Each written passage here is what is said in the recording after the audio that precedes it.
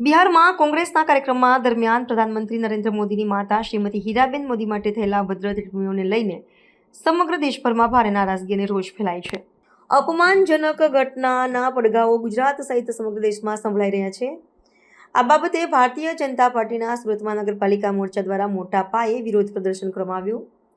પ્રદર્શનમાં મોટી સંખ્યામાં મહિલા કાર્યકર્તાઓએ ભાગ લીધો હતો અને રાહુલ ગાંધી હાય હાયના નારા લગાવીને કોંગ્રેસ પ્રત્યે તેમના રોષને વ્યક્ત કર્યો. મહિલા મોરચાનું કહેવું છે કે દેશની માતૃશક્તિનું અપમાન સહન કરવા પાત્ર નથી.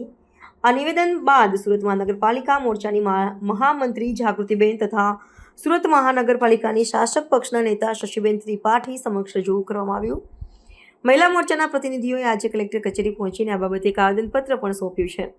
આ પ્રદર્શન દ્વારા ભાજપની મહિલા શાખાએ સ્પષ્ટ સંદેશ આપ્યો છે કે પાર્ટી માતૃભાવના અને નારી સન્માનના પત્રો પર કોઈ સમાધાન કરવા તૈયાર નથી. આજે અમારા યશસ્વી વડાપ્રધાન શ્રી નરેન્દ્રભાઈ મોદી સાહેબ, જેમના સ્વર્ગસ્થ માતા હીરાબેન, જેમના વિશે આજે એના વિશે બિહારમાં આરજેડી અને કોંગ્રેસના નેતા રાહુલ ગાંધીએ માતા વિશે અભદ્ર ટિપ્પણી કરી છે, અશબ્દો બોલ્યા છે. ત્યારે આજે અમે ભારતીય જનતા પાર્ટી સુરત મહાનગરના કાર્યકર્તાઓ અને મહિલા મોરચો સાથે મળીને આજે ધરણા પર બેઠા છીએ અને અમે આવેદનપત્ર કલેક્ટરમાં આપવાના છીએ કે રાહુલ ગાંધી માફી માગે. કારણ કે માતા વિશે અશબ્દ બોલવા એ આ ભારત દેશના સંસ્કારો નથી કે ભારત દેશના લોકોને આવા બહેનો વિશે કે માતા વિશે બોલે ત્યારે કોઈ નારી શક્તિ આ સહન કરી શકે એમ નથી. ત્યારે આજે નારી શક્તિ એટલે કે માતાનું આપણે સવારે નીકળીએ ત્યારે માતાના ચરણોને સ્પર્શ કરીને વંદન કરીને નીકળીએ છીએ.